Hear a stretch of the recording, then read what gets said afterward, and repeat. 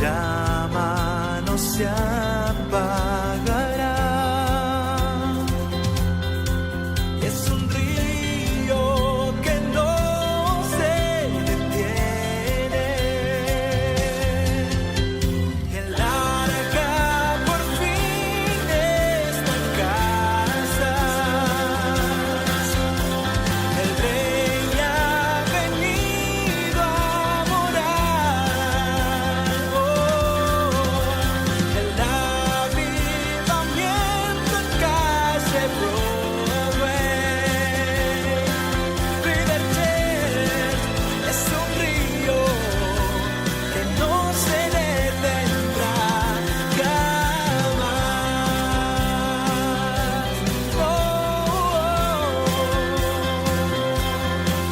River Church es un río que no se detendrá jamás.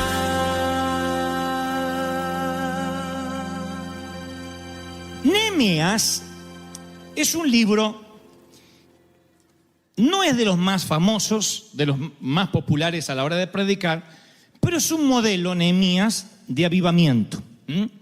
Recuerden que Nehemías es un hombre de Dios que está reconstruyendo los muros de Jerusalén, los muros de su ciudad que estaban en escombros. Él tiene un llamado especial de reconstrucción y ese es su ministerio, su talento, su don.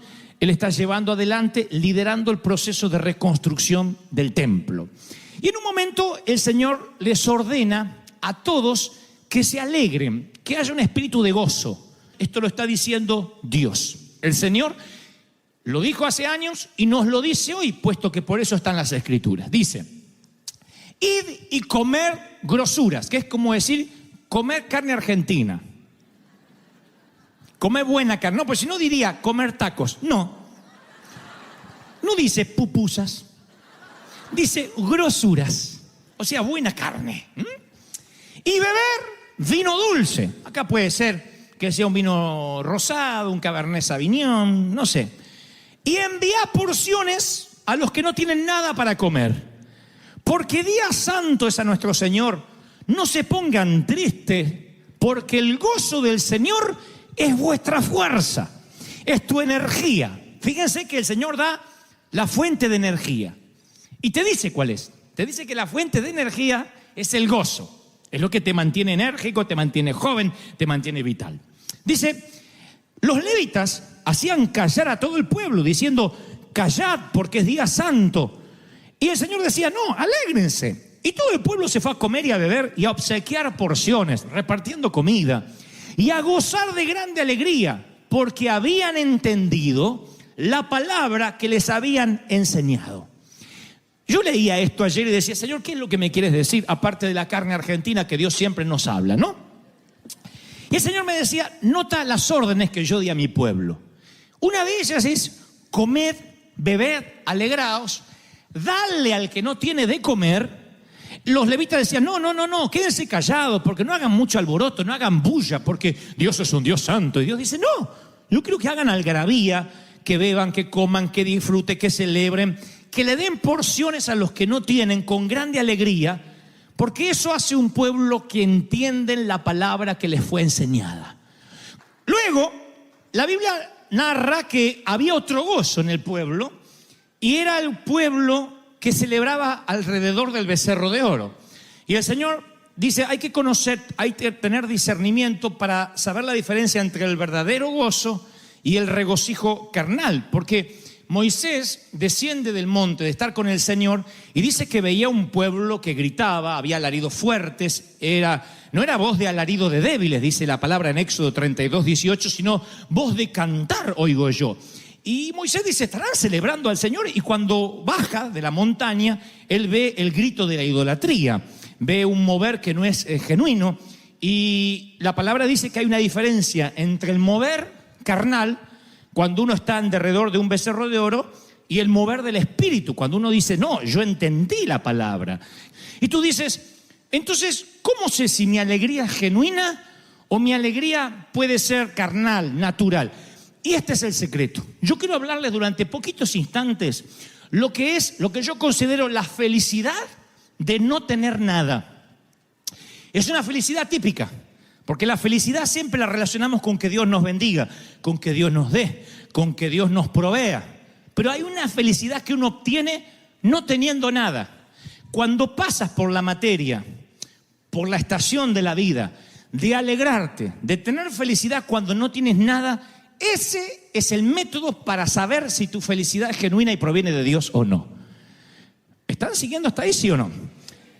Cuando Dios decide que entren a la tierra prometida, a Dios le viene un conflicto, no un conflicto, pero le viene un debate, supongo, celestial. Dice, si los bendigo y les doy la tierra que les prometí, que fluye leche y miel, lo más probable es que este pueblo olvide de donde yo lo saqué.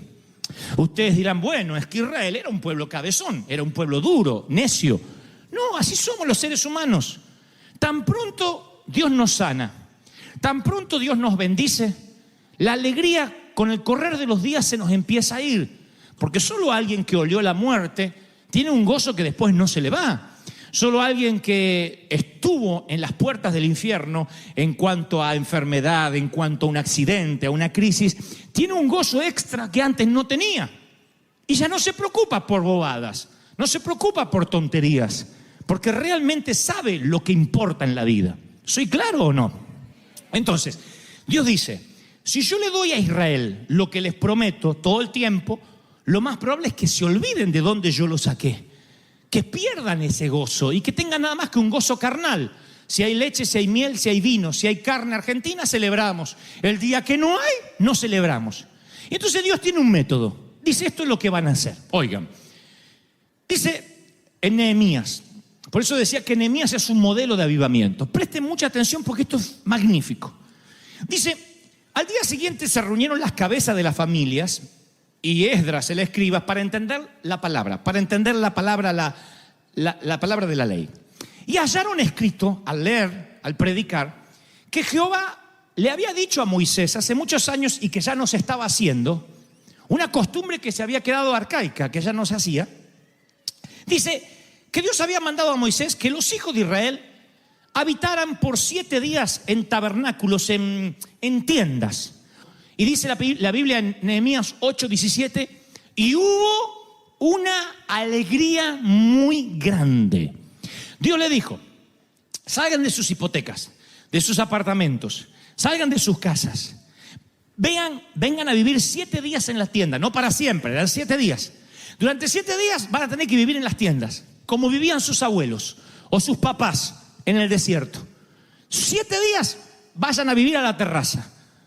En otras palabras, si hoy lo hiciéramos, diríamos a nuestros hijos, a ver, para no olvidarnos de dónde venimos, de los países pobres donde la mayoría venimos, los inmigrantes, para no olvidarnos lo que sufrieron nuestros padres, hijos, desconexión total de lo electrónico por 7 días.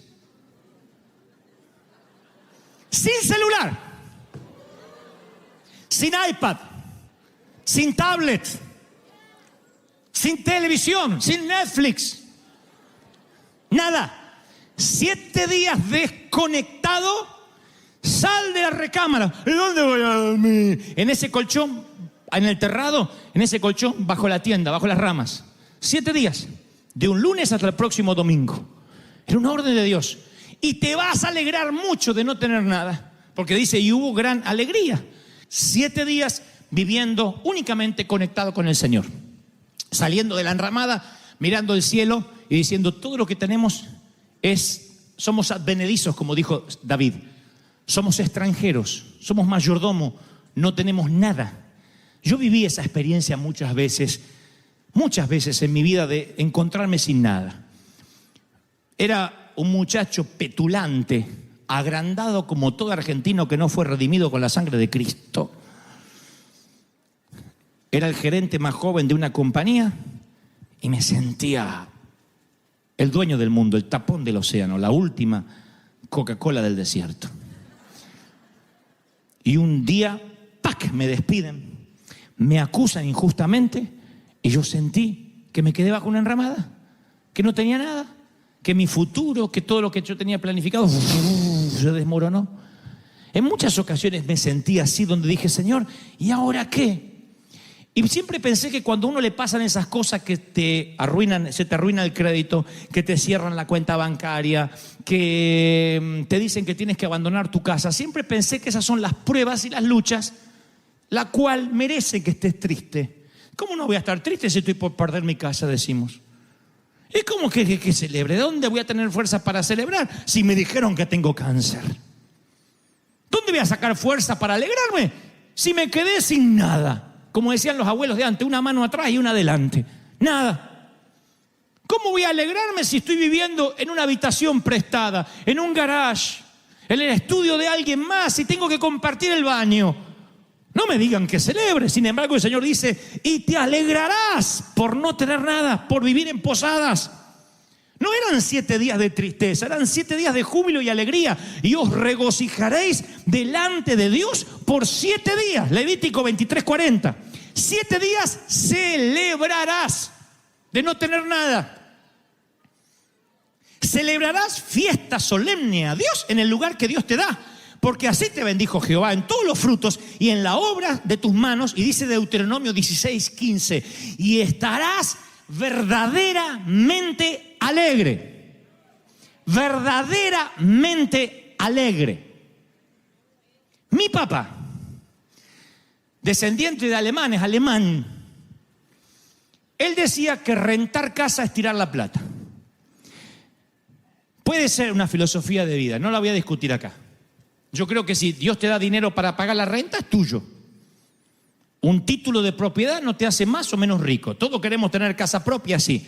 Pero mientras tanto, en alguna eventualidad de la vida o gran parte de la vida, te toca rentar, vivir de prestado.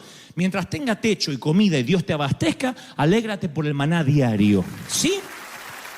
Yo soy un hombre que siempre te va a alentar a tener lo tuyo, a prosperar, a que te vaya bien. No me gusta la vagancia de decir, bueno, no importa si no tienes nada. No, tenemos que progresar, tenemos que ir de victoria en victoria. Pero cuando esas victorias atentan a la memoria y te hacen olvidar quién eras cuando no tenías a Dios, es una de las cosas más peligrosas que nos puede pasar. Y por eso, en términos espirituales, Dios a veces nos quita de esa comodidad y nos lleva a vivir a tabernáculos en la azotea, en enramadas. Y son tiempos de mesetas que nos hacen reflexionar. Nadie reflexiona mejor que entre las paredes de un hospital. Nadie reflexiona mejor que recorriendo la grama de un cementerio. Es allí cuando nos empezamos a cuestionar cosas de la vida. Si no, el tedio, la rutina, nos envuelve de manera tal que nos olvidamos por qué estamos viviendo. Trabajamos, pagamos deuda, trabajamos, pagamos deuda, vamos de vacaciones y después necesitamos vacaciones para recuperarnos del cansancio de las vacaciones, porque venimos más cansados que cuando nos fuimos. ¿Por qué? Porque de pronto el tedio de la prosperidad nos hace olvidar lo que realmente vale la pena. Dice la palabra que los 7 días de la azotea o de estar bajo una enramada tipificaban 70 años del lapso de la vida humana. Era el método de Dios para recordarles a todos que la vida es temporal. Y conforme ellos iban mirando la enramada y veían que las ramas se marchitaban, eso los hacía pensar en el deterioro de la vida, de la salud, de la fortaleza, porque Dios quería que sus mentes y sus corazones estuviesen puestos en la eternidad. David era multimillonario, el rey David. Era uno de los reyes más millonarios que jamás tuvo la historia. Sin embargo, él dice, porque forastero fui, soy advenedizo. Advenedizo significa extranjero, inmigrante de por vida, de paso. Él sentía que aunque era rico, él estaba de paso, porque había entendido lo que era la eternidad. Por la fe, Abraham, siendo llamado, salió del lugar que había tenido como herencia, sin saber por dónde iba. Por la fe, habitó como extranjero en la tierra prometida, morando en tiendas, sabiendo que tenía una promesa, pero por la fe murieron estos sin haber recibido nada, solamente mirándolo de lejos, creyéndolo, saludándolo, confesándolo. No nos olvidemos que los profetas se murieron creyendo que Cristo iba a venir, que venía un Mesías. Nosotros hoy miramos la cruz para atrás, el Mesías vino, murió y resucitó. Ellos miraban para adelante, algún día va a venir un Mesías a morir y resucitar. Y la mayoría se murió, o acaso todos, sin verlo. Dice, ellos buscaban una patria, dice la Biblia en Hebreos, sabiendo de dónde habían salido y tenían quizás añoranza de volver, pero anhelaban algo mejor, anhelaban una ciudad eterna que nunca pudieron ver. Nunca pudieron ver y sin embargo creyeron. Nunca falló su fe. Nunca pudieron ver esa tierra prometida. Mi pregunta es, ¿y si nunca pudieras ver esa esperanza que tienes, aún así seguirías gozoso? Porque tu vida es eterna, no es solamente lo temporal de aquí. La vida, dice Max Lucado, genial escritor, es semejante a dos constructores. Un constructor niño que construye castillos de arena con su palita roja y su balde azul en la playa, y otro constructor adulto que construye a base de hipotecas, planos, arquitectura. De eso se trata la vida, de dos constructores, véanlo. El niño con la palita roja, el balde azul, y el hombre construyendo con sus líneas de crédito y sus préstamos bancarios. Los dos construyen igual, a los dos les pasará lo mismo, excepto que el niño conoce las reglas de juego y el adulto no. El niño cada mañana que está cerca de la playa va y construye su castillo de arena y empieza a construir sabiendo que al final del día el océano se va a devorar su construcción. Aún así construye cerca del mar y construye su gran castillo con su palita y trae arena húmeda y construye una gran creación. Su padre le dice: niño, el océano se llevará todo, promediando la media tarde. Aún así el niño sigue construyendo. Y cada hora que va pasando, el océano rompe su ola más cerca que la anterior. El gran quebrantador hace y le va alertando al niño que se llevará su construcción a lo profundo del océano. Así que el niño, cuando termina de construir, lo que hace es alejarse y esperar que el océano haga y destruya las primeras torres. El niño suele celebrar.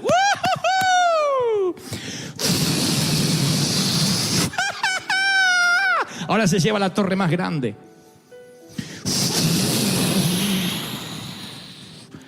Finalmente el gran océano se lleva todo lo que al niño le tardó 5 o 6 horas, toda una mañana. ¿Qué hace el niño? Toma el baldecito azul, la palita roja, la mano de su papá, celebra y regresa a casa. ¿Qué hace el adulto? Construye casas, hipotecas, compra autos. Tengo que tener una casita propia. Y el océano, año tras año, que lo cumpla feliz. Que lo cumpla, que lo cumpla. Duele acá. La cintura molesta. La vista no es lo mismo. Empiezas a alejarte así,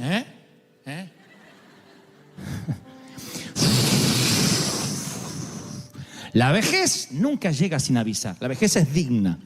Avisa año tras año y te dice: el océano se llevará todo lo que estás construyendo. Y eso no es para deprimirte. Eso es para saber que nada te pertenece. ¿Qué hace el adulto cuando finalmente el océano hace? Señor, tiene cáncer.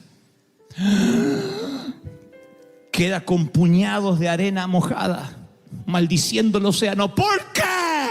Porque no sabía la regla de juego.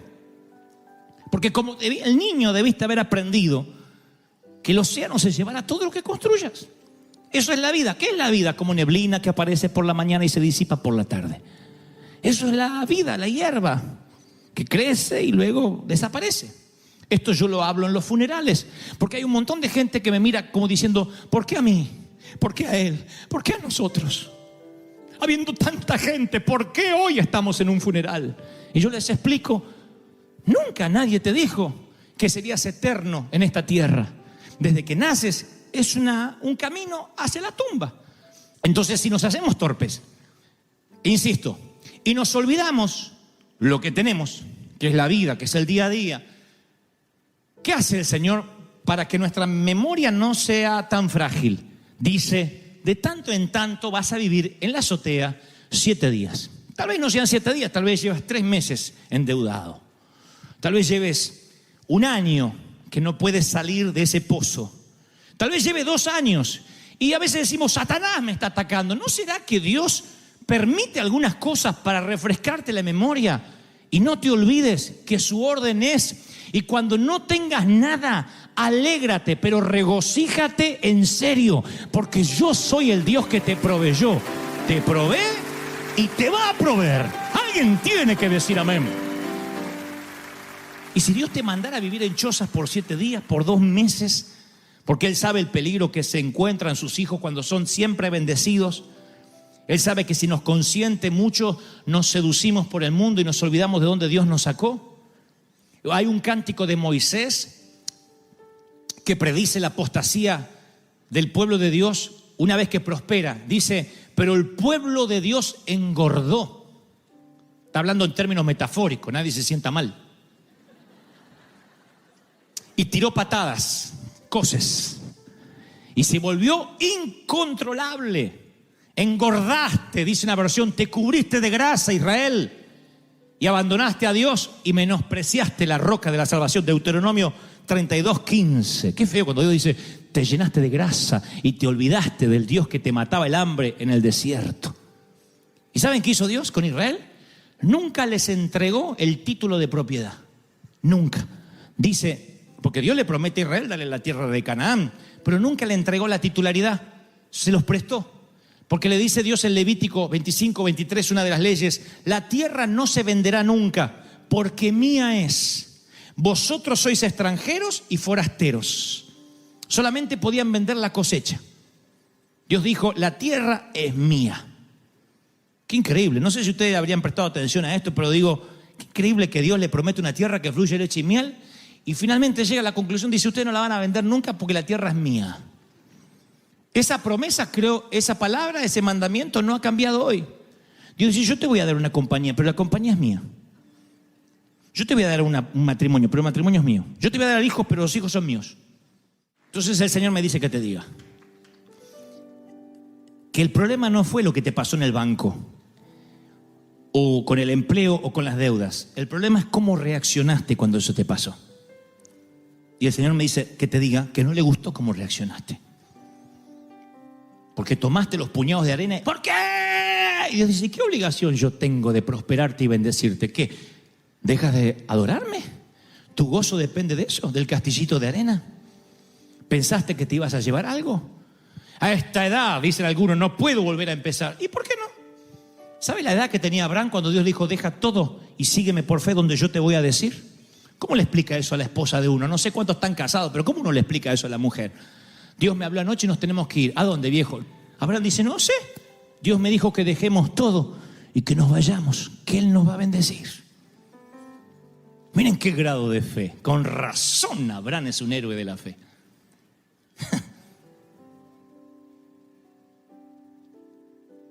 El problema no es la enfermedad, el problema es cómo reaccionaste a la enfermedad. La tristeza que te agarró. Dios dice, ¿no confiabas en mí? Sí, pero yo estaba sano, Señor. Y bueno, ¿no confías en mí? Jesús lloró. Uno de los versículos casi más cortos de toda la Escritura. Jesús lloró. ¿Cuándo? Cuando ve las hermanas de Lázaro que dice, si hubieses estado aquí, mi hermano no habría muerto. Siempre me pregunté si Jesús lloraba por su amigo, ¿por qué lloraría por alguien que sabe que va a resucitar en los próximos minutos? Yo me alegraría, diría, ¡ja, ja, tranquilo, va a resucitar! Llora porque no puede creer que estas muchachas que convivieron con él, que él les contó de los milagros, ahora están dudando. Ahora están diciendo, si hubiese estado aquí, maldiciendo con los puñados de arena. Jesús lloró. Jesús llora cuando ve tu incredulidad. Dice, sigue confiando en mí. A pesar del diagnóstico, a pesar de la crisis, a pesar de lo que dicen los médicos, confía en mí y agradece, regocíjate con la carta de desalojo. No esperes la carta de reivindicación. Perdón, nos confundimos con usted para salir a celebrar, porque eso es adoración en la orilla incorrecta. El pueblo de Israel celebró al Señor una vez que cruzó el Mar Rojo. Y Dios le dijo a Moisés, no me gustó esa canción. Debieron haber cantado cuando el faraón estaba detrás. Debieron haberme alabado en fe. La alabanza en fe siempre alegra más al Señor que la alabanza una vez que te bendijo. Entonces yo creo que el Señor, mal valga el ejemplo, digo, cuando Él ve que te alegras igual, cuando dice yo me voy a contentar igual, No tengo, pero me voy a alegrar con lo que Dios me dio. Bueno, no puedo cambiarme la ropa todos los días. Bueno, no puedo comer lo que quisiera comer, pero vamos a alegrarnos igual. No hay regalo para los chicos en esta Navidad, pero aunque sea, vamos a poner, no sé, una galletita, algo chiquitito, simbólico, y los niños se alegran igual. En vez de decir, y mi iPad, en vez de decir eso, si tu hijo se empieza a comportar miserablemente así y te dice, papá, ya salió el nuevo iPhone y no lo tengo, tienes urgentemente que desconectarlo mínimamente 7 días y mandarlo a la azotea a que se acuerde de dónde viene. Forever lover.